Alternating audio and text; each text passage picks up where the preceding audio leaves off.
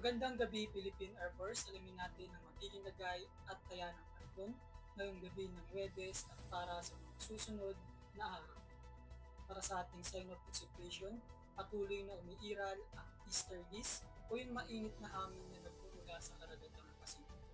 Kaninang 1400, na-develop ang low pressure area dito sa eastern section ng Mindanao. Huli itong namataan kaninang 1500 sa layong 980 kilometers east of southern Mindanao. Sa ngayon, mababa pa ang tsansa na ma-develop ito sa loob ng 24 oras. Ngunit magdadala ito ng mga kaulapan na may kasamang kalat-kalat ng pag-ulan, pagkidlat at pagkulog sa eastern section ng Visayas at Mindanao, partikular na sa Davao Oriental, Dinagat Island at Eastern Samar.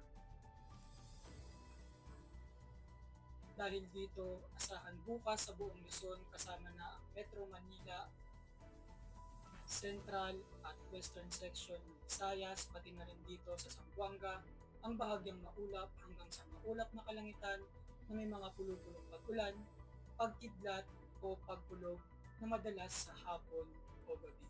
Sa natitirang bahagi naman ng Visayas at Mindanao, asahan bukas ang maulap na kalangitan na may kalat-kalat ng pag-ulan, pagkidlat at pagkulog.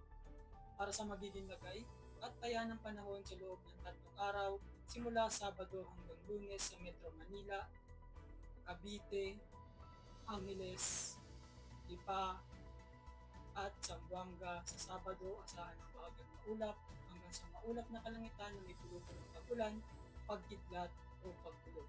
Pagsapit naman ng Linggo at Lunes, asahan ang maulap na kalangitan na may kalat-kalat ng pag-ulan, pagkidlat at pagkulog. Sa Puerto Princesa at Kalayaan Island sa Sabado at Lunes, asahan ng mainit na panahon, bahagyang maulap hanggang sa maulap na kalangitan na may mga tsansa pa rin ng pulupulong pag-ulan, pagkidlat o pagkulog.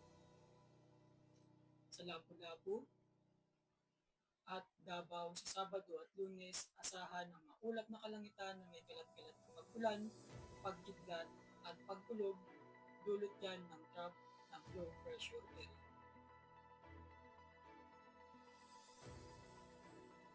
Lulubog ang araw ng 1800 at sisikat bukas ng umaga ng 05:45. Meron tayong 81% decreasing moon illumination. Para manatiling updated sa lagay at taya ng panahon, i-follow lamang ang Air Force Weather Center sa aming official social media accounts. Yun lamang po ang lagay ng panahon ngayong gabi sa ngalan ng aming commanding officer na si Colonel Alvin Jan Cugador, PAP GSC. Ako si Airman First Class Antonio Emilio Jr., weather forecaster ng Air Force Weather Center. Muli, magandang gabi Philippine Air Force.